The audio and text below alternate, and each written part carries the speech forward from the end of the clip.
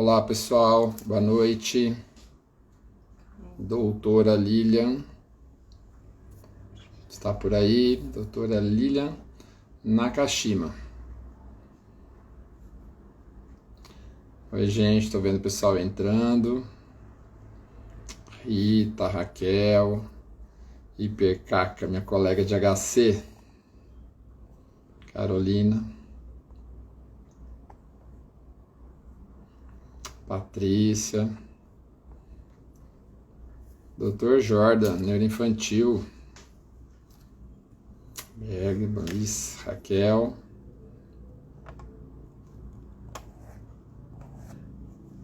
Isso. Pessoal, eu estou esperando a doutora Lilian, que é a pessoa que mais sabe de autismo e aqui, pelo menos da nossa região, imagino que seja. Quiçá do estado de São Paulo, né, doutora? Quiçá do Brasil. Eu não estou identificando se a doutora Lilian está conosco. Gisele estava comigo encerrando. Opa! Então vamos ver, a doutora Lilian chegou. A Vanuso, Felipe. Lilian. Oiê, Agora sim. Ô, chefe. tudo bem? Boa noite, então, de novo, pessoal. Nós estamos aqui para falar sobre o transtorno do espectro autista. E, como eu disse, Lilian, não sei se você estava me ouvindo? Eu tava. Ele some, eu tô tentando tirar as letrinhas da minha cara aqui. Peraí. Ah, não consigo sair daqui, deixa, não tem problema. Fica as palavrinhas da Pessoal, minha cara aqui. eu estava dizendo, Lilian, que você é uma das pessoas que mais conhece sobre o assunto, né, transtorno do espectro autista, pelo menos da nossa região, eu tenho certeza. E eu não sei se até no estado de São Paulo, em nível de Brasil. E é sério, pessoal. Ah, lógico que tem. Então, na apresentação das minhas redes sociais, até a Flávia, que trabalha com as nossas redes sociais, mandou uma mensagem aqui. Flávia, te agradeço novamente. Mas eu tenho Obrigada, Flávio. uma ressalva. Eu tenho uma ressalva, que meu nome aparecia grande lá e o da doutora Lilian pequeno. Quando, na verdade, eu estou aqui, pessoal, foi o mês do autismo, né? O mês, no início do mês, uma data para a gente lembrar, é uma data para comemorar alguns avanços, mas para reivindicar muitas outras coisas que faltam e conscientizar a população que muita gente não conhece, muita gente desconhece a questão das várias questões, né, do transtorno do espectro autista. Então, eu estou aqui hoje, diferente das demais lives, eu estou aqui na posição de questionador também, viu, Lívia? Então, eu queria que Que você bom. falasse para a gente, esclarecesse as pessoas. Eu acho que aqui nós temos pessoas que têm um conhecimento muito profundo também do transtorno do espectro autista. Então, eu vi, por exemplo, o Jordan, que é neuropediatra. Muita gente deve estar aqui que eu não estou vendo. Tem mães também, né, que quem conhece mais uma mãe. Eu vi a Maria Vitória Barbim. Um Sim. abraço, Vitória. E Abraço, vi Vi. outras pessoas, né, que são mães, professoras, pedagogas. Então, são muitas pessoas que conhecem. E eu, então, realmente vou ficar aqui na retaguarda, ouvindo o que a doutora Lina tem para dizer para a gente. Boa noite, Lina. Então, a palavra é sua. Muito obrigado, viu, pessoal? Eu vou chamar ele do apelido que eu chamo ele sempre. Oi, feião. Oi, Mega. Obrigado pelo Obrigado. convite, obrigada pela lembrança, né, desse mês. É, é um mês que está tendo live direto, né? A gente fica participando de live direto no mês de abril. Mas nunca é suficiente, né? A informação. Então, quanto mais a gente passar a informação correta, né? Acho que se você jogar, eu brinco que se você jogar dor de dente na internet, aparece autismo, né? Então, saber procurar, saber a quem consultar, né? Então, as minhas fontes são sempre pessoas estudadas, né? Que vão buscar as fontes deles em fontes confiáveis. Né, eu também procuro sempre fazer as reciclagens, né, fazer os cursos e sempre ir atrás de pessoas que eu sei que são embasadas cientificamente. Então, esse mês de abril já é Nossa, eu não vou lembrar desde que ano que a ONU chamou o mês de abril, o dia 2 de abril, na verdade, né, do Dia Internacional para a Conscientização sobre o Autismo. E aí acaba que a gente fala o mês inteiro, né, mas na verdade, o bom é falar o ano inteiro. Acho que você, como figura pública, perdão, a gente sabe que o mais importante é saber a prevalência, né, então saber que 1 para cada 44 nenês que nasce hoje é autista, né, então o estudo do CDC, né, lá o CDC dos Estados Unidos, eles estudam 11 estados faz pelo menos uns 20 anos, e a cada 2 anos eles soltam esses dados, né? O último dado que a gente tem é de 2018, não, 2020, né? Eles soltam agora, mas referente a 2 anos atrás. E lá, 1 para cada 44 crianças é autista. Então como Miriam, então significa que mais de 2% da população tem o transtorno do espectro autista. Das crianças estão nascendo hoje em dia. Perfeito. A gente, aquela história assim, não poupa país, não poupa religião, não poupa cor, não poupa nada, então, teoricamente, é uma estatística que a gente pode levar para qualquer país, né? A gente sabe que a gente tem feito mais diagnóstico agora, tem feito mais suspeita agora, né? Então, provavelmente tem alguma coisa ambiental também, né? A gente sabe que a genética está ali na base, mas alguns empurrõezinhos aí do ambiente podem também fazer aquela genética que já era desfavorável, né, acabar fazer o desfecho aí do autismo. A gente não sabe ainda todos os efeitos externos, né, porque é difícil você fazer um estudo, por exemplo, é a poluição, né, que dá o autismo. Onde que a gente vai fazer um estudo numa população controle que não vai estar na poluição, né? Então, algumas coisas ficam complicadas de pesquisar. Mas o que é mais importante disso é saber que não é culpa de ninguém, muito menos do pai e da mãe, né? As mães dos anos 70 recebiam um diagnóstico assim: seu filho é autista, a culpa é sua, não tem o que fazer por ele, né? Vai ter outros filhos, institucionaliza esse, vai ter outros, né? E a gente sabe que hoje, 50 anos depois, né, da primeira descrição, a gente sabe da base genética, base biológica, né? Ele é herdado, né? Em 80% das vezes tem casos outros na família. A gente sempre pergunta dos irmãos, dos primos, dos tios.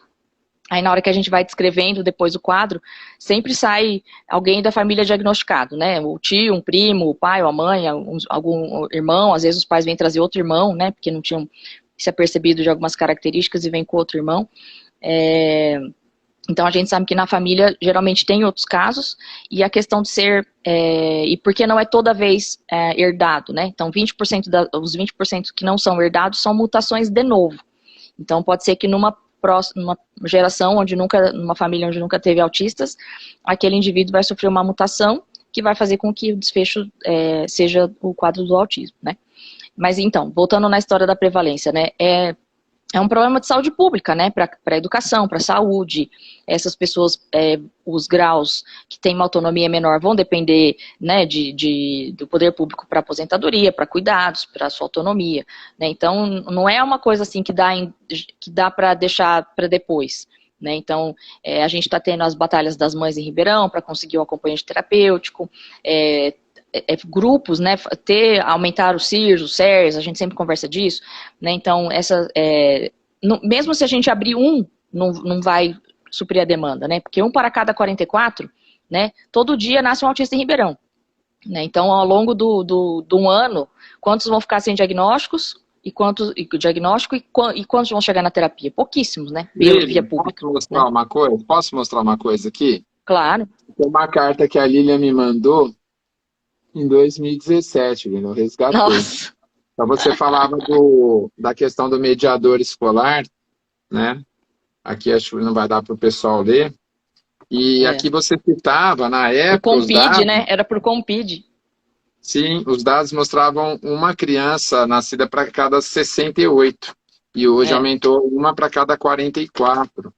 Então, realmente, a gente vê um aumento da incidência, né, que seria o aparecimento de casos novos, e na época a Lilian falava sobre o professor mediador, né, e eu estava vereador na época, Lilian, até hoje, infelizmente, a gente está brigando por isso. Tivemos uma reunião na Câmara esses dias, e até uma delas foi cancelada porque não tinha o intérprete de Tradutor Libras, de Libras. Né? E a gente, nós, na época, brigamos bastante para ter. O que nós conseguimos foi apenas aquele intérprete de Libras ou tradutor de Libras nas sessões ordinárias. mas Uhum. não nas audiências públicas, por exemplo, nas reuniões públicas. Está faltando lá na Câmara, viu? Então, o pessoal da Câmara, os vereadores têm que providenciar isso, que é uma das coisas que está faltando. Mas vamos continuar, Aline, obrigado, viu? Só estava resgatando, você lembrou dessa Eu carta? pensei, Você eu tenho uma cópia. Eu pensei é, nisso esses dias também. E a gente nunca consegue sentar para conversar do NADEF, daquela coisa toda, né? Eu falo que essas contas, um para cada 44, quantos centros precisariam em Ribeirão, da onde vem a verba, quanto. Essas contas eu sei de cor, assim, né? Então, conta eu faço faz 12 anos, né? Porque eu quero que todas as crianças possam ter oportunidade de fazer as terapias. É para o bem da humanidade, né? Essas crianças melhorarem o desenvolvimento delas, né? Bom, então, só para falar da definição, e também tirar alguns mitos, né, da cabeça das pessoas, autismo não é doença, né? Ninguém pega autismo, ninguém passa autismo, ninguém fica autista, tá? A pessoa que é autista, ela nasce autista e vai morrer autista. Então, a definição de autismo é um atraso do neurodesenvolvimento. Então, a base genética faz com que os neurônios sejam diferentes, e esses neurônios produzem neurotransmissores de forma diferente, ou eles são menores, ou eles se ramificam menos. O fato é que a comunicação ali, né, do sistema todo, do nosso cérebro, não se dá da melhor forma. Então, e é um transtorno que tem que aparecer na primeira infância. Tá? Então a gente coloca 3 anos, mas a definição é até que essa criança seja desafiada, digamos assim. Então, por exemplo, as crianças ficaram 2 anos na pandemia, em casa. Né? Muitas vezes os pais não perceberam os sinais. Aí vou colocando na escola, na primeira semana a professora chama, mas ele não fala, ele não interage, e os pais às vezes não tinham percebido. Né? Então, e às vezes a criança até é maior que 3, né? Às vezes crianças com 4 anos, por exemplo.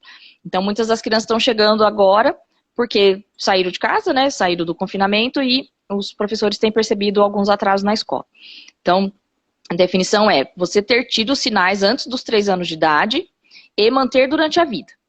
Então, se a pessoa ficou com sinais depois dos 5 anos, não é autista. E se a pessoa tinha antes dos 3 anos e sarou, também não é. Tá? Então, o que a gente sempre tem que pensar é isso. Eu falo isso porque, assim, depois os adultos acabam se vendo no espectro, né? Então, às vezes os pais vêm, depois falam, eu me vi com sintomas e tal, com sinais, como é que eu faço para fazer o diagnóstico? Então, a pessoa que vai consultar o adulto, né, ele tem que saber, ele tem que ter certeza de perguntar coisas da primeira infância dessa pessoa. Então, a melhor forma de avaliar é essa pessoa ir com alguém que conhece desde pequeno, porque vão ser feitas perguntas de desenvolvimento, né? Uma pessoa que não tem uma pessoa que conhece, lógico, ela de pequeno, não é que vai ficar sem diagnóstico, mas é um diagnóstico de menos preciso, né, digamos assim. Quais são as alterações que a criança tem que ter para a gente pensar no autismo? Isso é importante também falar, porque assim, como tudo é autismo hoje em dia, se a gente jogar na internet tudo é autismo, as mães também têm recebido essa suspeita de escola, de profissionais, às vezes com um sintoma só, né? Então, assim, às vezes a criança só não fala, e aí o profissional, né, enfim, alguém fala para essa mãe, seu filho deve ser autista, porque ele não fala. Eu acho que para você falar isso para uma mãe, né, se você é mãe também, né, tem que ter um pouquinho de cuidado, pelo menos, né? Então, você saber o que é o autismo, para poder falar para essa mãe, senta aqui, vamos conversar. Eu acho que não precisa ficar assustando os outros à toa. Né? É um diagnóstico difícil da família encarar, é um diagnóstico difícil da escola, dos terapeutas, enfim, né? Mas assim, para a família é muito difícil se levar um susto, de repente, alguém falando que seu filho é autista. Então, a pessoa que vai falar tem que falar embasado, tá? Então, a criança autista tem que ter sinais de risco, né? A gente vai falar dos sinais de risco, mas de todas as áreas, tá? Não pode ter só um sinal. Um sinal isolado não quer dizer nada. Se você viu um sinal isolado, você tem que procurar os outros. Se não é da sua especialidade, encaminha, tá? Pede para outros terapeutas olharem tudo, mas dá uma palavra final para essa mãe só quando você tiver base para poder falar, tá? Porque eu acho que tem muita mãe torturada, digamos assim, chegando no consultório, que a criança tem um sinal só, e óbvio que não é autismo, e ficou lá não sei quantos meses desesperada, né, coitada? Então não é justo. Mas quais são os sinais? Então, hoje a gente fala numa díade, né? Então, a pessoa ter tido atrasos na comunicação social e ter comportamentos de repetição, tá? Eu ainda acho mais interessante pensar do jeito antigo, porque eu acho que a gente pega mais detalhes, tá? Então, eu raciocínio pensando em 4 coisas. Então, alterações de comunicação. Se a gente pensar pelo lado do que tem que acontecer, a gente acaba pegando os atrasos, né? Então vamos pensar. A criança de 1 ano, ela entende bastante o meio dela, ela tem gestos, manda beijo, faz tchau e emite alguns sons, né? Mas não necessariamente tem que falar palavras inteiras ainda. A criança de 2 anos, ela fala palavras inteiras, pelo menos umas 200 palavras, e fala frases curtas. Quero água, quero ir embora, cadê minha mãe? A criança de 3 anos já fala como um mini adulto, assim, e suficiente para os pais entenderem. Quem vive com a criança consegue entender, é bem nítido, tá? A criança que não fez essa sequência, que não está fazendo essa sequência, merece ir para fono, tá? Então, se a criança de 1 ano, você vê que ela não entende, você vê que ela não tem gestos, né? Ela não tem balbucio, é um sinal de alerta. A criança de 2 anos, que não fala nenhuma palavra, né? Que não entende, que não tem gestos, também é um sinal de alerta. E a criança de 3 anos que faz frase rudimentar, ou você vê que ela não consegue nem pedir as coisas, né? O gesto é mais pobre, expressão facial também, não se comunica pela expressão facial, também não tá bom. Não é que é autista, tá? Mas tem que ser avaliado. Isso em relação à comunicação. Em relação à socialização. Uma criança de 1 ano não necessariamente tem que interagir com outras crianças de 1 ano, tá? Então, se ela brinca, tá bom, se ela não brinca, tá bom. Então, professoras aí do maternal. Se a sua criança está brincando de canto, não, lógico, fique atenta, mas não vai falar para a mãe que a criança é autista só porque com 1 ano tá brincando no canto, tá? A criança de 2 anos descobre as pessoas. Então, brinca com adultos, brinca com crianças mais velhas, brinca com crianças mais novas. Eu falo que é aquela criança enxerida, assim, que vem na mesa do restaurante, rouba a batata da gente, ela é entrona, né? Aquela criança entrona. E a criança de 3 anos, ela prefere brincar com crianças de 3 anos, tá? Então, é uma criança assim, que você não precisa implorar para ela ir lá. Filho, vai lá com os amigos. Ah lá, os amigos, vamos lá com os amigos. Ela vai. Você chega no aniversário, solta a criança, ela vai vir só no final do aniversário te ver, né? Porque ela encontrou os amigos e ela tá muito feliz ali. Então, de novo, aquela criança de 1 ano que não interage, não tem problema, tá? Não interage com crianças da mesma idade, tá? Mas ela tem que ter atenção compartilhada, né? Então, o que é isso? Supondo que você escutou um barulho diferente. A criança escutou um barulho diferente. Aí ela olha pra você, tipo assim, mãe, você ouviu isso? Né? Então ela ganha o presente, ela traz pra te mostrar, né? Então é a triangulação. A criança, você e um objeto que ela quer que você olhe, né? Isso numa criança de 9 meses a gente vê.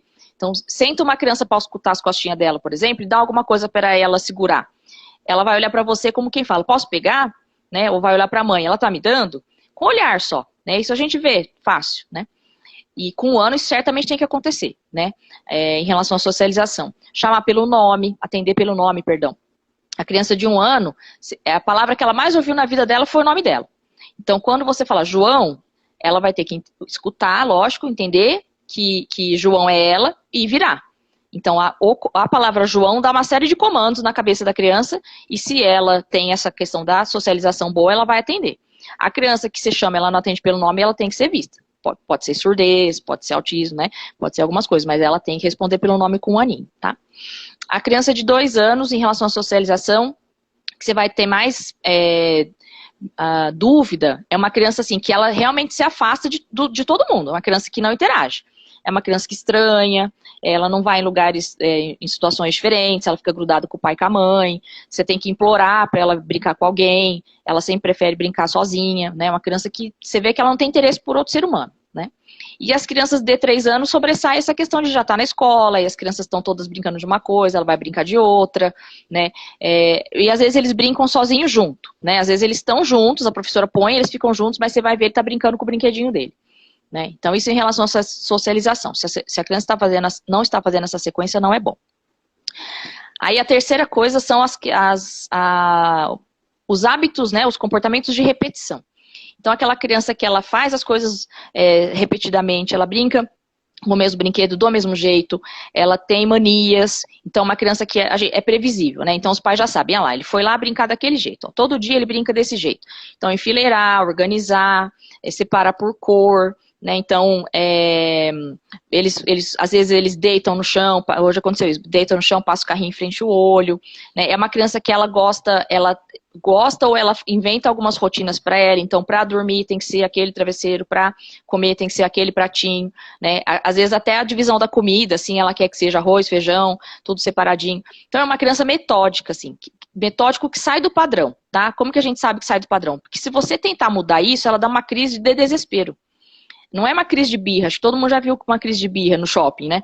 Não é uma crise dessa, é uma crise de desespero. A criança é capaz de chorar 2 horas sem parar, tá?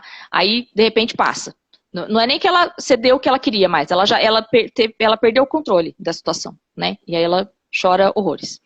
E aí você pode pensar isso numa criança pequena, né? Que é uma criança que faz as coisas sempre do mesmo jeito. E você pode pensar no adolescente, por exemplo, que fica enfurnado dentro do quarto o dia inteiro vendo internet.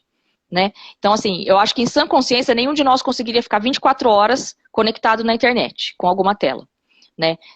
Lógico, se estiver trabalhando, ok, mas assim, em algum momento você tem que levantar e dar uma volta, mudar de áreas, fazer alguma outra coisa, né? Como todo mundo usa muito internet, fica meio camuflado essa questão das pessoas ficarem muito na internet, né? Às vezes é a fixação da... Lilian, só fazer uma intervençãozinha. Para a gente limitar as telas, né, para as crianças, né, pessoal?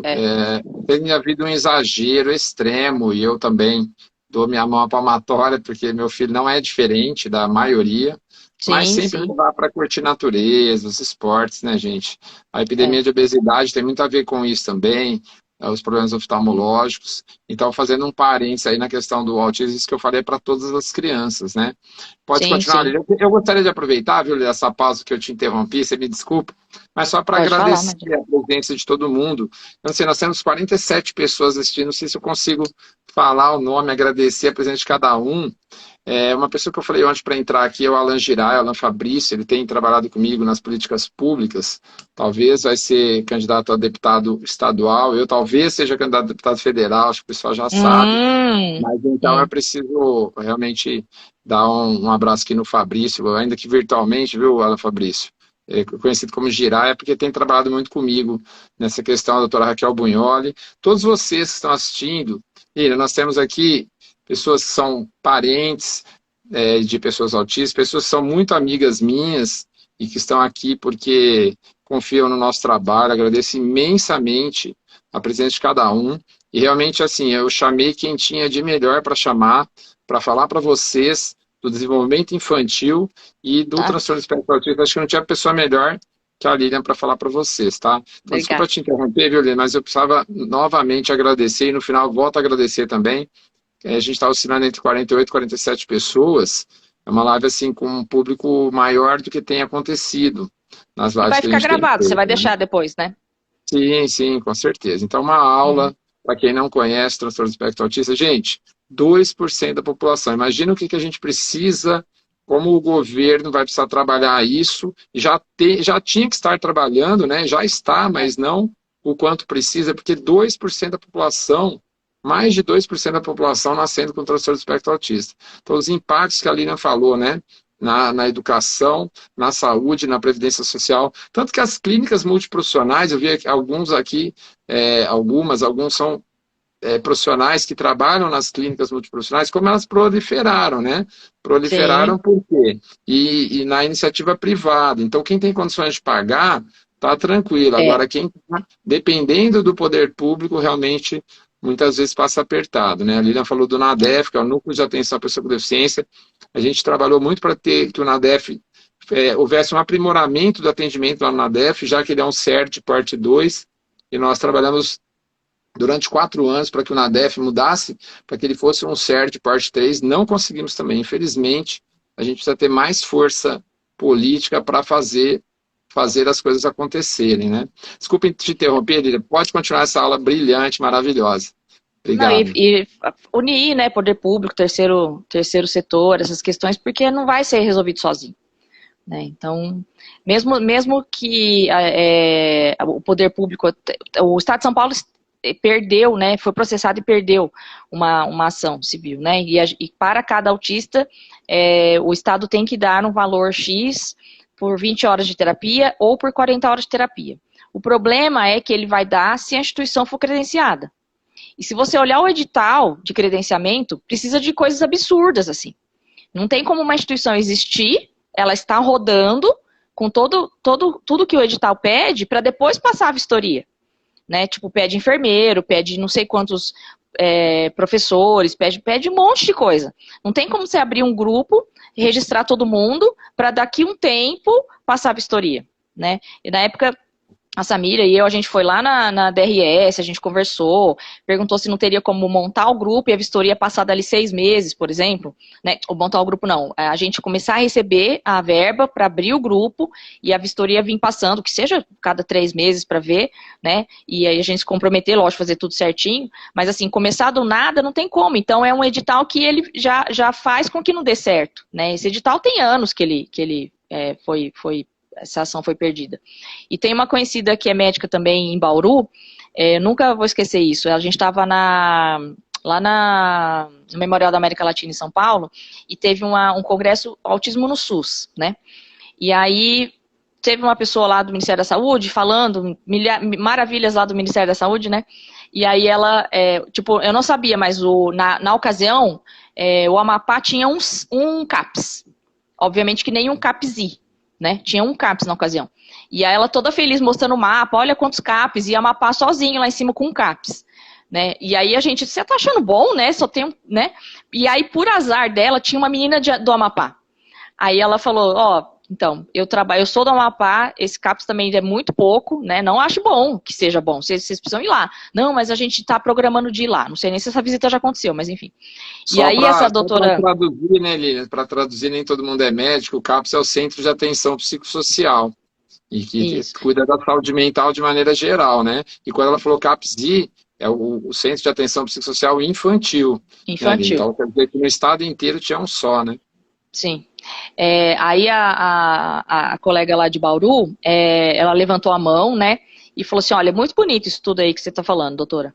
Só que, por exemplo, eu montei um grupo lá em Bauru, com tudo que precisava no edital, quando a vistoria passou, não aprovou, porque o meu ventilador era na parede, não era no telhado. Por causa disso. Só no outro ano que a vistoria ia poder passar. Quer dizer, é uma palhaçada atrás da outra, né? Então é para não funcionar.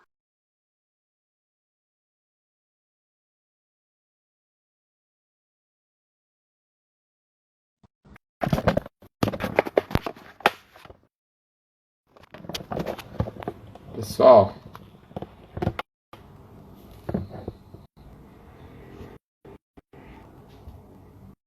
voltei.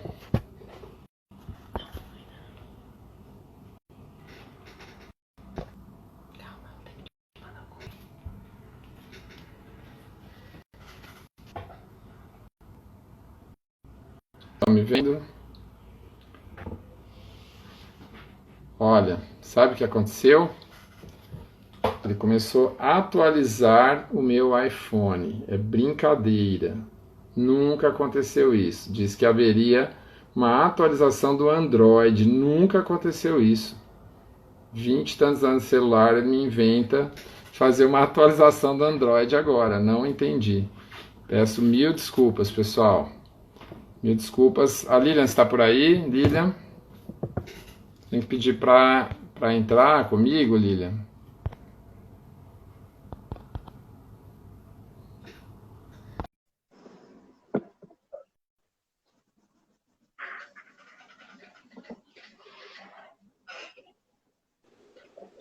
Só com a gente mesmo, para acontecer umas coisas dessas, né? Desculpa, pessoal. Eu não sei se todos escutaram. Eu estava no meio da... Quer dizer, de repente ele falou que estava atualizando o meu Android. Olha aqui, a sorte que eu tenho 2 aparelhos. Está atualizando o meu Android. Do nada, nunca aconteceu isso. Mil perdões, gente. Doutora Lilian, continue, por favor. Desculpa, pessoal. Mil desculpas. O pessoal está voltando, ó, já tem 25 pessoas. Pegar o microfone aqui. Pessoal, doutora Lilian, pediatra, como eu já disse anteriormente, minha opinião, a pessoa que mais conhece de autismo aqui na nossa cidade, na nossa região, e falei que sabe do estado de São Paulo, né, Lilian? Mas, que besta. Sabe porque trabalha com isso no dia a dia. E, inclusive, dá apoio para vários outros profissionais, né? Não só da área da medicina, mas das pessoas de outras profissões, né? Fisioterapeutas, fonoaudiólogos, terapeutas ocupacionais, pedagogos, psicopedagogos, psicólogos, etc., né, Lília? Então, muito obrigado de novo pela participação. Pode continuar, Aline. Perdão, gente. Mil perdões. Vamos lá. Beleza, ainda bem que deu tempo. Aí a gente fica mais 1 hora agora. O Insta deixa mais 1 hora. Bom, então acho que eu Temos estava falando... 15 minutos, né? Talvez mais uns 5 minutos de desconto. Perdemos uns 5 a 10 minutos aqui de live. Vamos lá. A gente estava falando da questão das políticas públicas, né? O que a gente vai conseguir fazer. Tá dando eco aí no fundo, o Mega. Não é do meu, viu? Vocês estão escutando Não é eco? do meu também. Uai, deixa eu tentar falar aqui. Uai, não é Pessoal, do meu também. Deu um retorno. Alguém está escutando um eco? Na verdade, meu outro celular está voltando agora. Olha que coisa de louco, ó. Você tem tudo isso de filho? Ah, sobrinhos também, viu? E aí, então, a gente estava falando da questão das políticas públicas. Então, gente, tá dando eco no meu, mas por quê?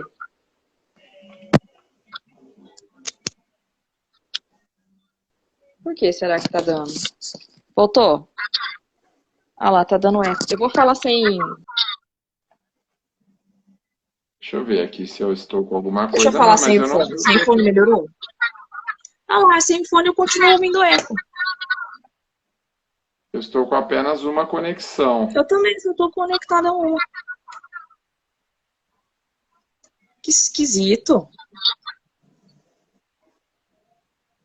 E agora, gente? O que a gente falando faz? de eco só da sua voz, Lilian. A minha voz está com eco, pessoal? Não, a minha não. Lilian, você não entrou em outro aplicativo, em outro aparelho? Não. Notebook? Não, tá tudo desligado. Tá tudo desligado. O que eu posso fazer é voltar para o meu outro aparelho. Como eu disse, por sorte eu tenho 2 aparelhos aqui em casa, né? Vamos tentar? Porque vai ficar ruim de ouvir, né?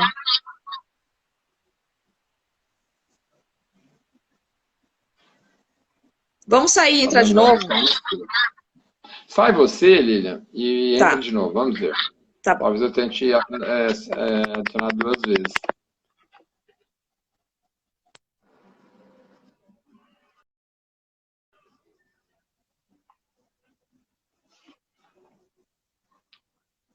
Onde que está meu microfone aqui?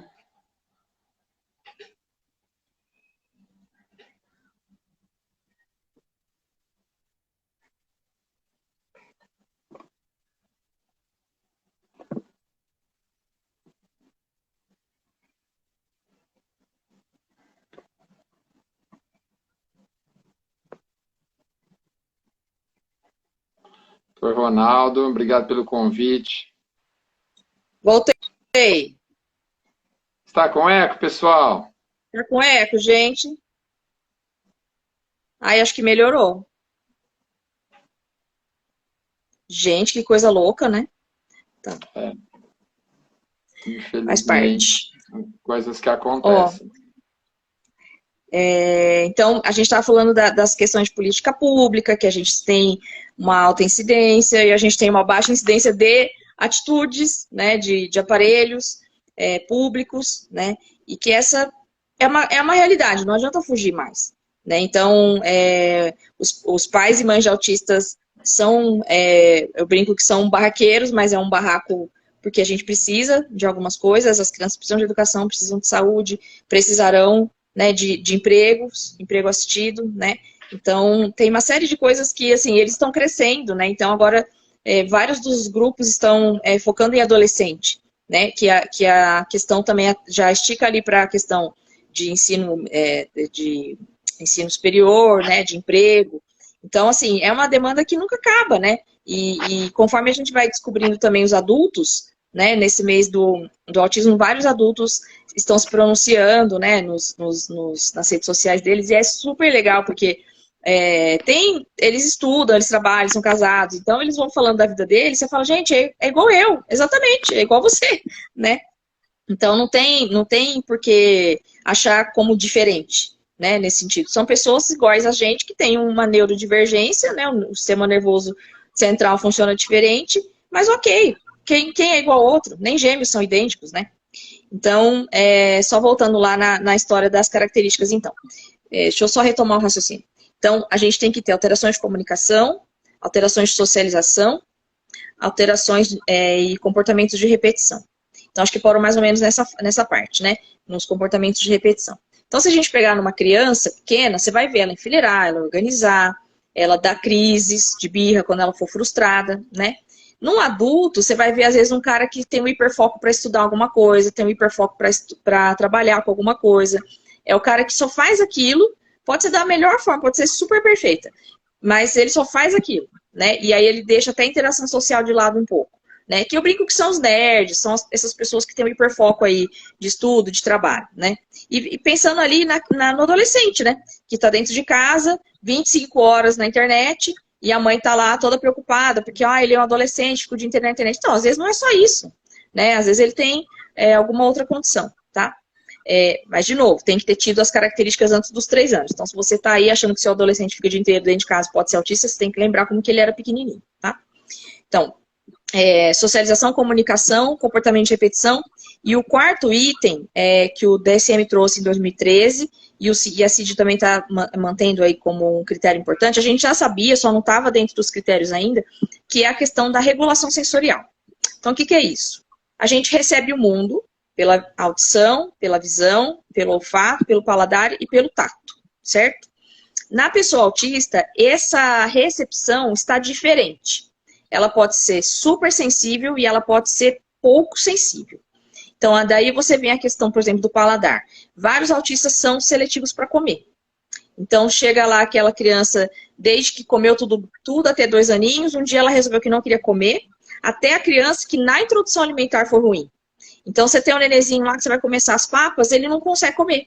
Ele cospe, ele não gosta, você já expôs a criança às 14 vezes lá o alimento que precisa para ele gostar do alimento e não consegue.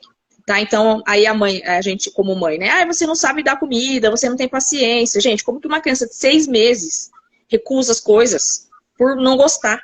Ela não consegue, o gosto daquilo é insuportável para ela. O gosto, a textura, o cheiro, e ela recusa, ninguém come um negócio que não gosta. Né? E aí, ao longo da vida, depois colhendo a história, você vê que desde a introdução alimentar foi ruim. Em relação ao olfato, é uma criança que às vezes ela cheira as coisas. Então, ao invés dela ver as coisas, ela cheira pessoas, às vezes não gosta do cheiro de alguns lugares, de algumas pessoas também. Em relação ao visual, é uma criança que olha as coisas de um jeito lateralizado. Então, às vezes ela corre com a cabeça meio tombada assim, a gente fala, nossa, vai trombar com a parede. Não é, o cérebro dela precisa estar nesse ângulo para receber uma informação que a gente recebe nesse. Né? Então, o cérebro deles precisa receber as coisas para eles entenderem o mundo, né, de uma forma diferente, tá? Em relação à audição, a gente vê muitas crianças que assustam com barulho alto, né? Então, a criança... Posso só fazer uma observação? Excelente, viu? Eu agradeço o pessoal que voltou. Eu só ia pedir desculpas aqui, Lilian, não pela queda, né, porque a queda não foi culpa nossa, mas uma coisa que é culpa nossa, na verdade minha, e eu tenho que dar meu braço a torcer. Infelizmente, eu não domino esse tipo de tecnologia, né? Vocês viram a dificuldade que eu tive agora, caiu. Então, para ter o tradutor de Libras aqui, eu vi a Tia Fly aqui, estávamos ontem no evento encerrando, né, Tia Fly? E ela é tradutora de Libras, né? A Luciana Rodrigues também estava conosco. Então, infelizmente, a gente não tem tradução de Libras, porque eu simplesmente não tenho a menor ideia de como faz. Mas eu tenho muitos amigos, né, e muitos parceiros profissionais trabalham na área, então a Luciana Rodrigues vai nos ajudar. Tia Fly, conto com... aquela, pois olá, querida, aqui, ó. Conto com a sua ajuda também. Claro que são profissionais, têm que ser remunerados, mas independente disso, eu simplesmente não sei fazer. Mas eu também não sei. Penso que em breve a gente vai ter mais facilidade, né? E aí a gente vai ter o intérprete de Libras aqui também, que seria importante, né? Obrigado, Lívia. Pode continuar, viu? Excelente, viu? Até porque... pessoas com deficiência auditiva, surdos, né? Eles têm chance a mais de ter autismo também. Então, mães de crianças autistas, né, geneticamente, né, podem ser surdas, as mães, os pais, poderiam estar aqui aproveitando realmente a live, e os próprios autistas, né? Às vezes tem algum grau de perda auditiva também, tá? Então, voltando lá, em relação ao visual, eles olham às vezes de um ângulo diferente, assistem de perto, então aquela criança que coloca o nariz no rack, assim, para assistir TV, assiste de ponta cabeça, assiste deitado, fica de cabeça para baixo no sofá. Então, eles recebem o estímulo visual de um jeito diferente. Então, audição, visual, o tato, né, que tem o mito que a criança autista não gosta de afeto. A criança autista, às vezes, não gosta do contato. Né? Ela gosta de você, ela quer demonstrar que ela gosta de você, mas não fica pegando nela. Entendeu? Então, assim, é uma criança que às vezes não quer que seja abraçada, não quer que fica pegando, tá conversando, pondo a mão nele, assim, né? Então, eles não gostam. Então, talvez eles tenham um evitamento pelo tato, né? A gente acaba achando que é antissocial, mas na verdade é pelo tato, às vezes, tá? Agora, pensa só, uma criança dessa, que tem essa sensibilidade auditiva, visual, de paladar, no intervalo de uma escola. Para começar o intervalo, toca aquela sirene. A criança já leva um susto absurdo, né? Aí chegou na hora do recreio, aquela confusão, as crianças fazendo aquela brincadeira, aquela baderna, aquele tanto de som. Aí o lanche do amigo é um lanche que ele não gosta, o cheiro do lanche do meu amigo está insuportável, a mãe mandou um negócio que ele não gosta aquele dia, as crianças estão brincando de pega-pega, um pegando o outro, quer dizer, é um inferno na Terra. Se você pensar um intervalo de uma escola para um autista, né? E não é à toa que ele vai se isolar.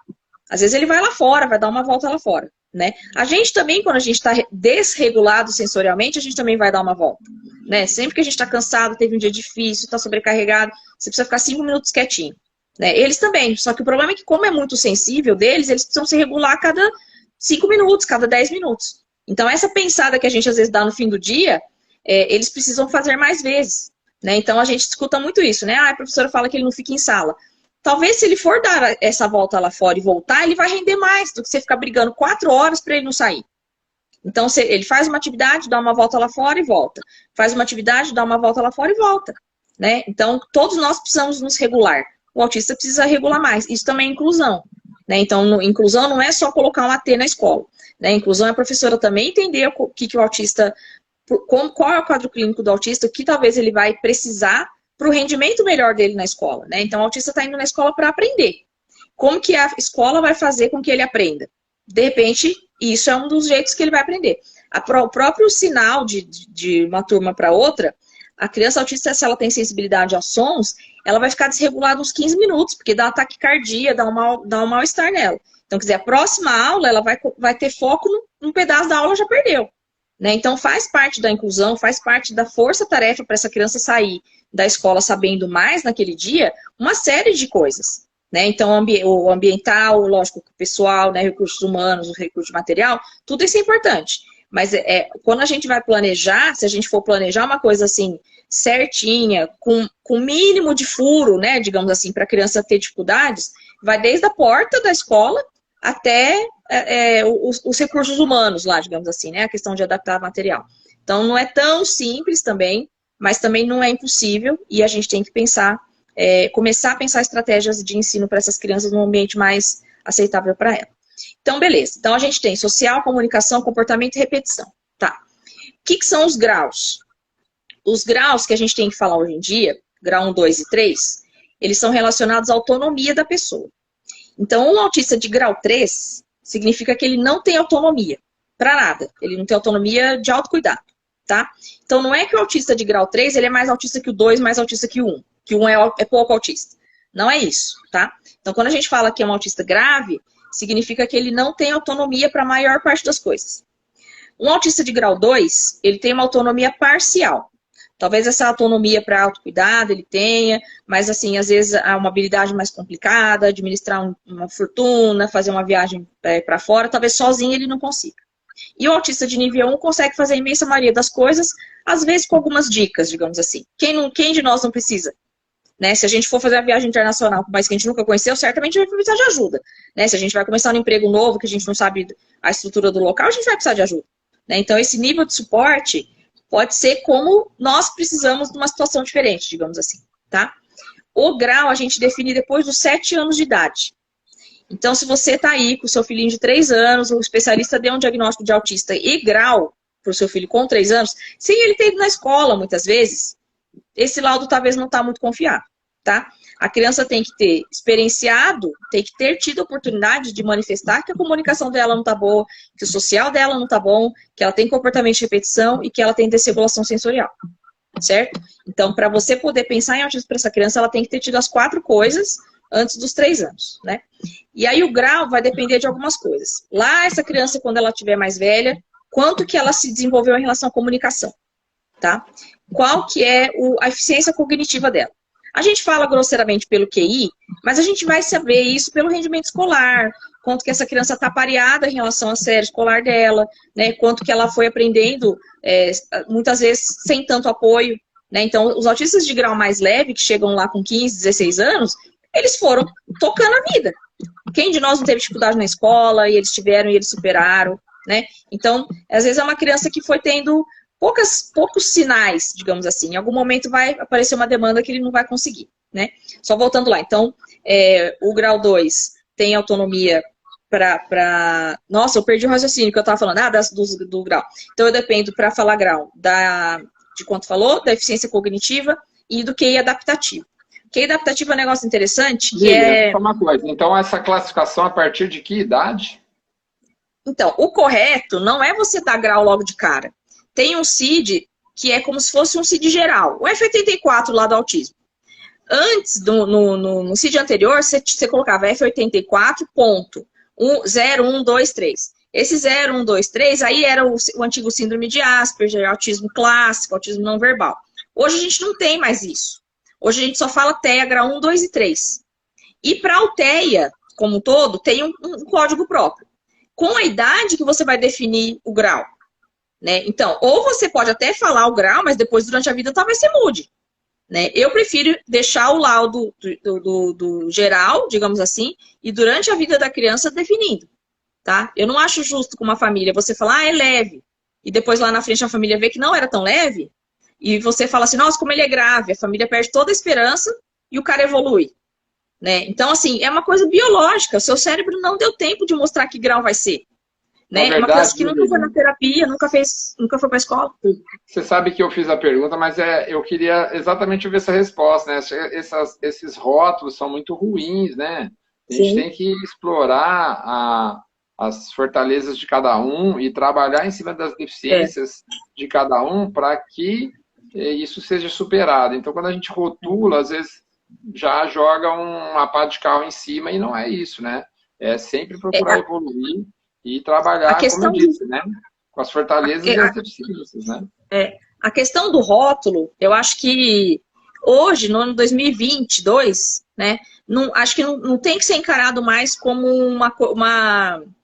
um diagnóstico, um prognóstico fechado, né? Digamos assim, como a gente fica pensando numa doença grave, numa doença terminal, né?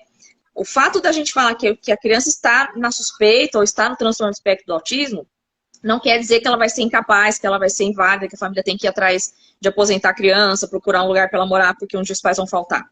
Né? Eu acho que essa é uma preocupação que a gente tem, como teria com qualquer outro filho, né? Que o dia que a gente morrer, deixar o mais autônomo possível, né?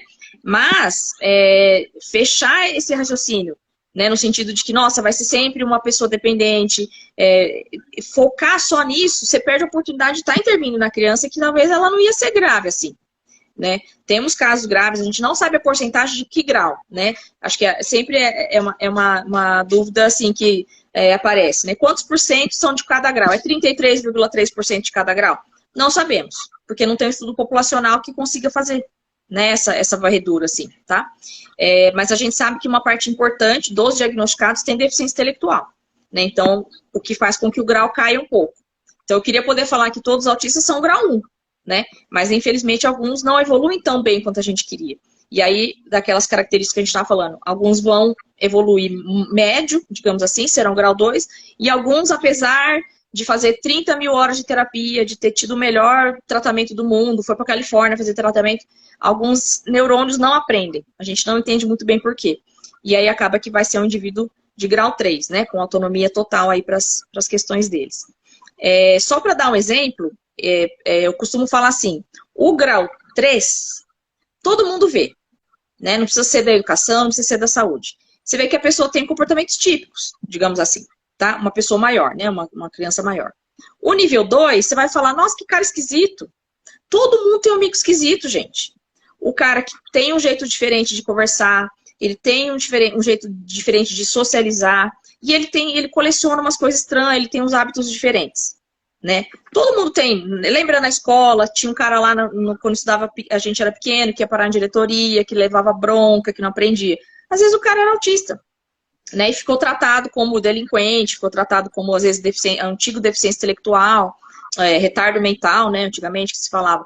E o cara ficou aí sem intervenção, né? Vai ser um adulto com muito mais dificuldade do que se tivesse recebido intervenção, né? E o grau 1, eu costumo falar que, olha lá, o quietinho, olha o jeito dele, ele é tão quietinho, olha o nerd, né? Então, para os professores, por exemplo, é bom, digamos assim, quando vem um grau 1, porque ele vai depender pouco no sentido de autonomia dos professores, e ele às vezes é mais inteligente que todos que estão lá, né? Isso não quer dizer que essa pessoa não precisa de algum grau de inclusão. Pode ser de material, né? Pode ser a questão, às vezes, a leitura escrita, interpretação de texto, às vezes por conta de ser comunicação, né? Às vezes tem algumas dificuldades. Então, todos os graus merecem ter as suas intervenções, né? Das mais complexas até as mais simples, tá? A pessoa não escolheu ter esse diagnóstico, né? E ela merece ter aquela coisa que você postou hoje, equidade, né? Então, todo mundo consegue chegar no objetivo final, tá? Algumas pessoas merecem e podem ter alguns encurtar, ou não é facilitar o caminho, porque não vai ser fácil do mesmo jeito, mas assim, é ter condições de chegar no mesmo lugar que o outro, né? Nas condições naturais, digamos assim, os que têm alguma dificuldade vão sempre perder, sendo que eles poderiam sim estar lá na frente por outros, por mérito próprio, tá?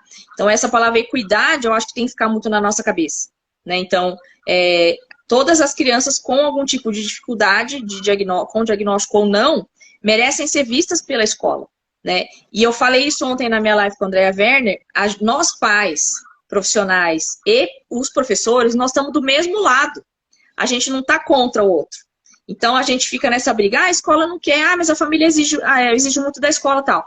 Nós estamos no mesmo lado de uma situação que ninguém resolve a questão da educação. Então, assim, na minha modesta opinião, não são todas as crianças que têm que estar na escola regular, eu acho que é a primeira conversa.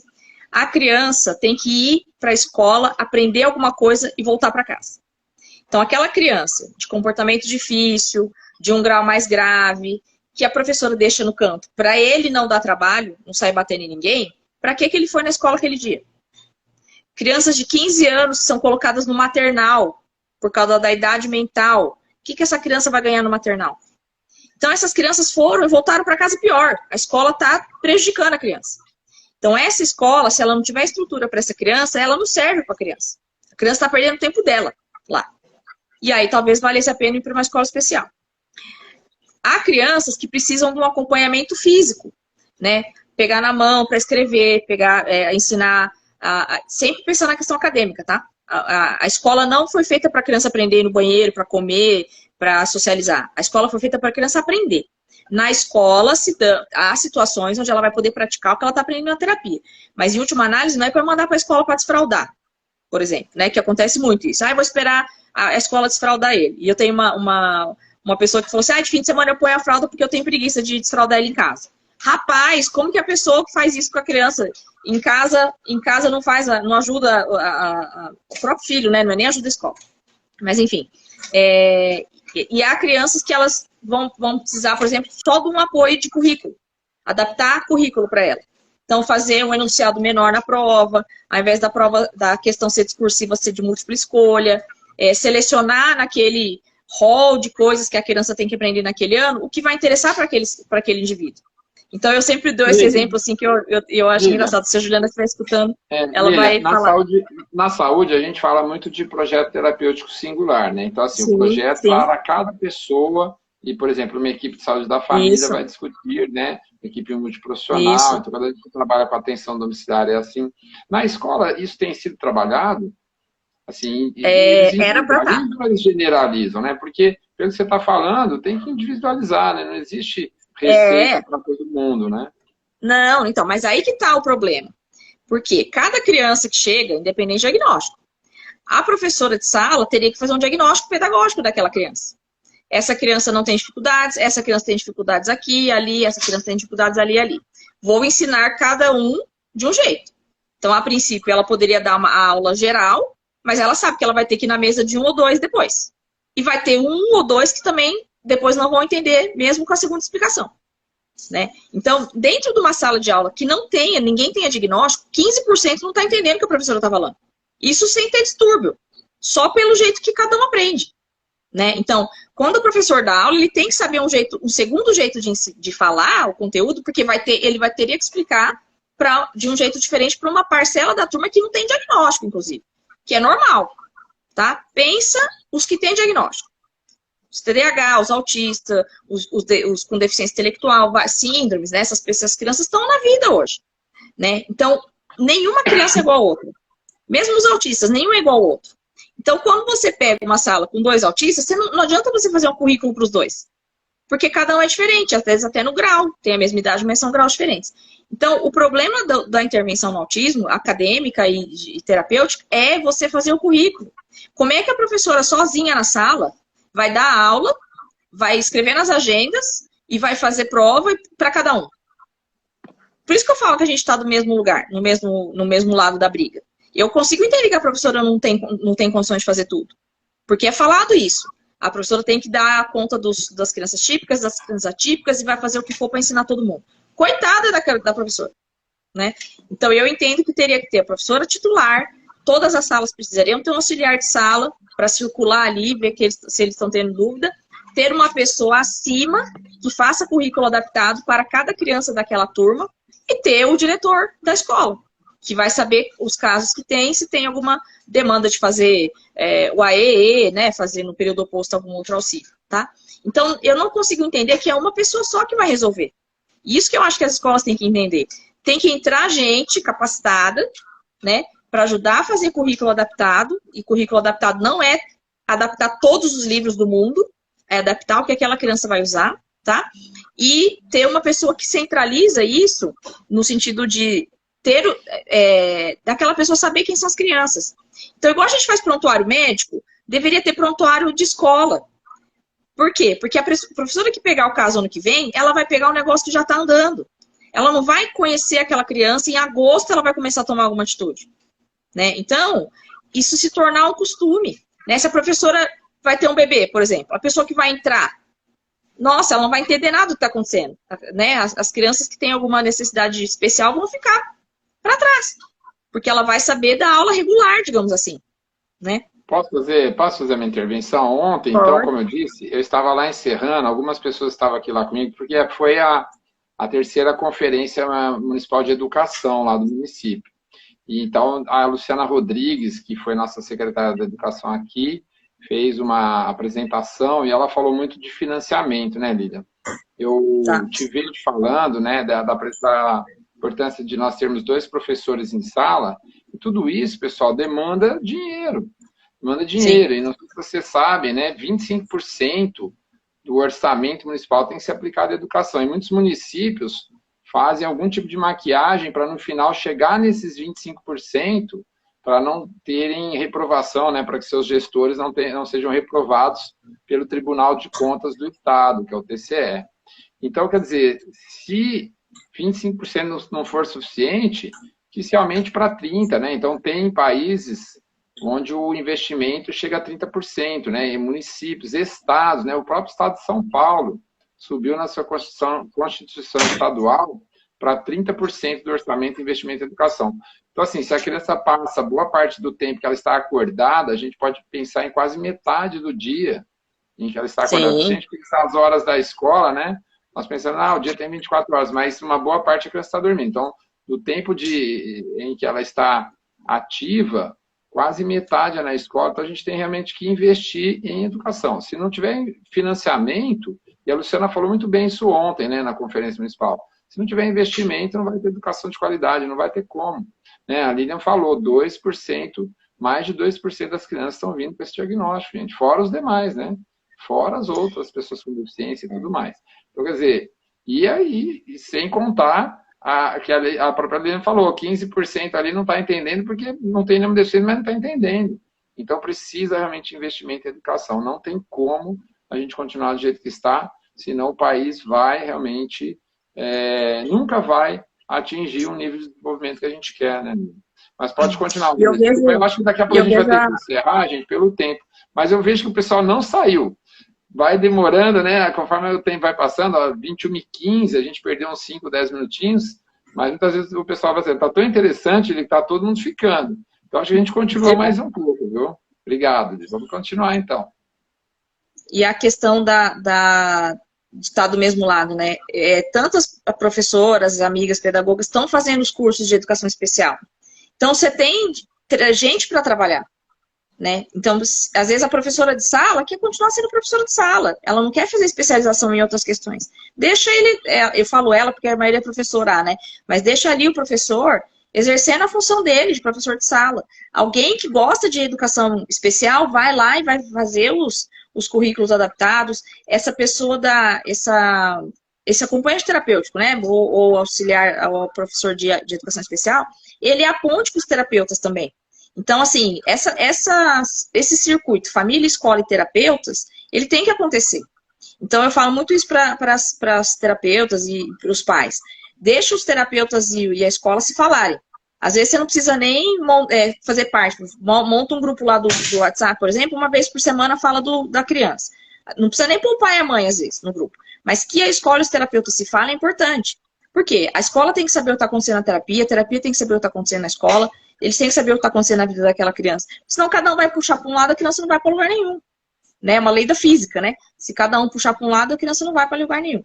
Então é muito interdisciplinar. O problema do autismo é que ele é interdisciplinar e individualizado. Então, mesmo na questão das terapias, quando a gente fala do CIR, do SER e tal, as contas que eu faço são assim, né?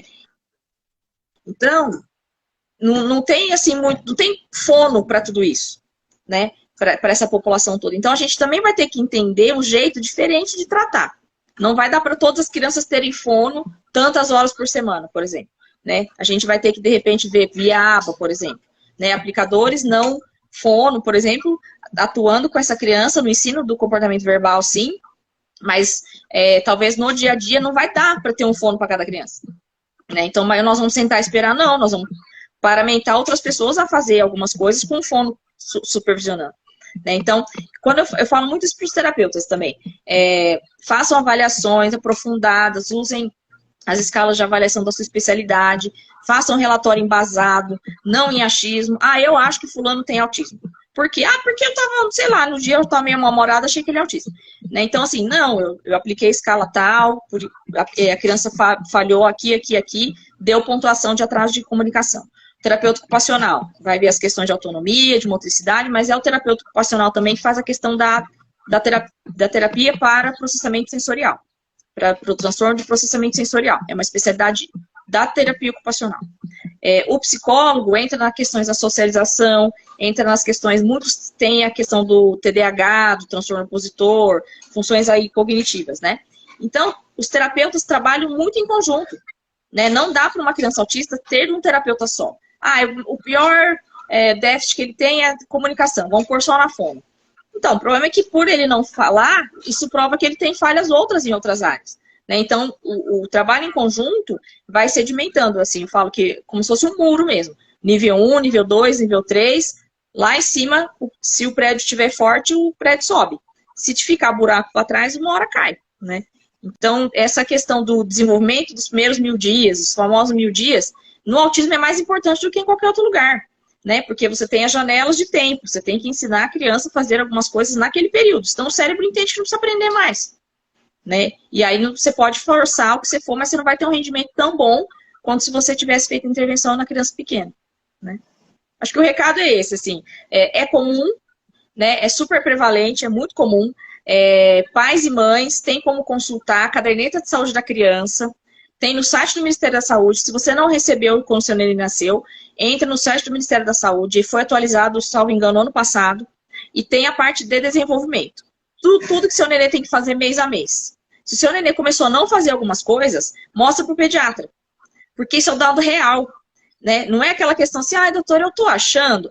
Mãe, você coisa sua cabeça. Nossa, você é muito ansiosa. Você provou com um instrumento padronizado, que está na caderneta de saúde da criança, que seu neném não está fazendo algumas coisas. É impossível que o pediatra não vai encaminhar, não vai fazer alguma coisa, tá? E os professores aquela também. História, né, Nina? A puericultura são aquelas consultas periódicas. Questione o pediatra, viu? Às vezes o Sim, colega está ali com pressa, deixa passar. Não, sim. eles têm direitos, né? Tanto no SUS Eu quanto na saúde suplementar. Às vezes está pagando um convênio, pediatra com pressa, não, questionem, né? A gente tem Leiam, esse questionem hábito por também de quê. ir só quando a criança está doente, né? Então, a criança tá chorando, tá com dor. Você não vai perguntar como é que tá o desenvolvimento de fala. Você marca não. Teoricamente já está agendada a consulta de regular de puericultura, né? E vá na consulta. Então, às vezes a mãe fala assim, ele tá doente hoje, a gente já consulta semana que vem.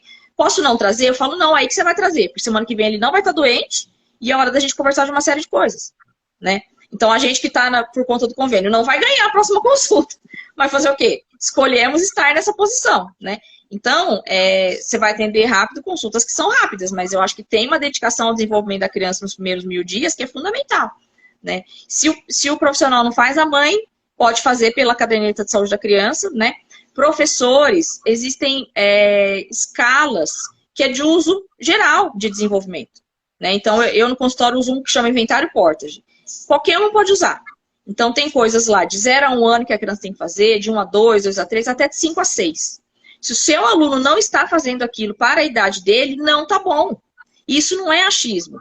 Alguém parou a vida para estudar o desenvolvimento da criança e viu aqueles dados, né? Então, é isso que eu falo que é fazer um relatório embasado, né? Então, se você acha que sua criança tem algum sinal de autismo, vê se ela tem os 4 sinais, tá? Pergunte, avalie essa criança e devolve para o pediatra. Se o pediatra ler um relatorinho lá com todas as coisas, ele não vai achar que não tem nada, né? Ele vai falar, nossa, olha, fiz um diagnóstico maravilhoso. O professor escreveu que a criança faz isso, isso, isso, assim na escola e é autismo. Ela não pensou, mas eu pensei, né? Então o médico vai ficar achando que fez um diagnóstico super legal, mas foi a professora que fez. Mas tem que estar sempre centrado nas 4 alterações, tá? Intervenção precoce, quanto mais precoce, melhor. Mais plástico é o cérebro da criança, mais ele se molda conforme o estímulo novo e bom, né? Tirar as crianças da tela, ter rotina de sono. Crianças têm que dormir às 9 horas da noite. O sono das 9 à meia-noite é super importante para aprendizado, tá? Então, aquela criança que fica na tela até meia-noite é o pior dos erros, né? Porque ficou na tela e ficou sem dormir, né? Então, isso é super comum, né? Acho que na pandemia todos nós afrouxamos um pouco, deixamos as crianças em frente à tela, mas igual você falou, vamos tentar tirar da tela. Põe atividade esportiva, põe atividade cultural, vai tocar um instrumento. Hoje foi um que faz umas telas lindas, vai pintar, né? Então, sair da tela. Assim, 90% do que passa na tela é inútil, né? Então, estão usando o tempo deles da forma errada. Lilian, assim, eu acho que o tempo está passando, muita gente ainda presente, a gente vai ter que encerrar. Foi extremamente rica. Gente, eu acho que todo mundo aqui tem filho, tem netos, tem afilhado, afilhadas, né? E amigos, né, com filhos. Então, assim, gente, não deixe. Às vezes a gente ouve um casal que está querendo esconder, né, alguma deficiência que a criança tem. Não. A doutora Lilian falou, os primeiros anos são fundamentais para o desenvolvimento neuropsicomotor, né? É ali que estão acontecendo a maturação dos neurônios, né, que a gente chama de mielinização, e depois a sinapse, né, a comunicação entre os neurônios. Então, essa primeira infância é fundamental, né? Então, quanto maior a estimulação e quanto mais precoce ela for, mais ganho essa criança vai ter. E é lógico, para ter estimulação, precisa ter um diagnóstico. Então, não deixem passar. Se vocês conhecem alguma criança cujos pais estão sendo negligentes, e a negligência não é por maldade, às vezes, né? É a negação, né? A gente, aliás, tem aqui gente da psicologia, gente que é professor, gente de todas da enfermagem, né? Então, eu agradeço a todos vocês, pessoal. Lília, nós temos gente aqui de todas as profissões, com todas as experiências possíveis, né? Então, a doutora Lília é uma multiplicadora de informação extremamente importante. Então, o que eu peço para vocês, assim, primeiro, agradecer, assim, de coração a presença de cada um e que vocês repliquem essas informações extremamente importantes e valiosas que a doutora Lília nos passou essa noite. Muito obrigado à agência Young Mind, também disse aqui que vai deixar no feed, então a live vai ser gravada, algumas pessoas pediram. Mais uma vez, agradeço a presença de todo mundo. Infelizmente, a gente vai ter que encerrar, gente. Mas eu amei a sua participação, Lília, e amei também a presença de todo mundo. Até a próxima live, então, pessoal. A gente vai sempre fazer uma live aqui nesse canal com assuntos diversos, tá? Muito obrigado, pessoal. Um beijo para vocês. Obrigada, Mary. Beijo, pessoal. Obrigado, doutora. Tchau, tchau. Somos seus fãs. Tchau, gente. Obrigado. Beijão. Tchau, tchau. Obrigado. Tchau, tchau.